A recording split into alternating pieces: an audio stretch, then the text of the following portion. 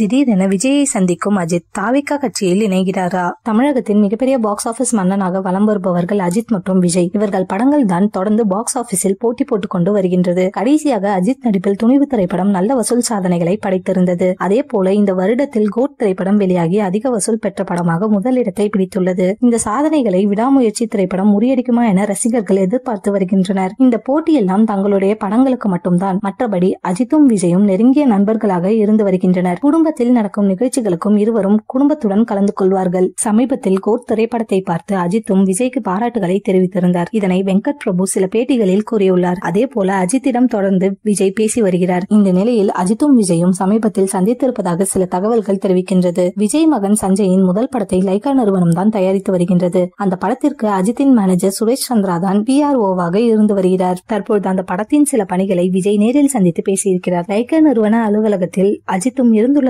கூறப்படுகிறது. அப்போது விஜயை சந்தித்து பேசிக் கொண்டதாக சில தகவல்கள் தெரிவிக்கின்றது. அஜித் விஜயின் கட்சிக்கு தனது வாழ்த்துக்களையும் தெரிவித்திருக்கிறார். அஜித் எப்போதுமே அரசியலில் இருந்து விலகி இருப்பவர். தனது கடமையாக அரசியலில் ஓட்டு போடுவதை முதல் ஆளாக செய்து விடுவார். மற்றபடி அரசியல் சார்ந்த விஷயங்களில் எதிலும் ஈடுபட மாட்டார். ஆனால் விஜய் கட்சிக்கு தனது ஆதரவு தெரிவிப்பார் என சில செய்திகள் பரவி வருகின்றன. 2026 ஆண்டு தேர்தல் வரும்போதுதான் இதனை பற்றிய தகவல்கள் தெளிவாக தெரியும். விஜய்க்கு மட்டும் அஜித் ஆதரவு தெரிவித்தால் தமிழகத்தில் விஜய் ஆட்சியை பிடித்து விடுவார் என பலரும் கூறி வருகின்றனர்.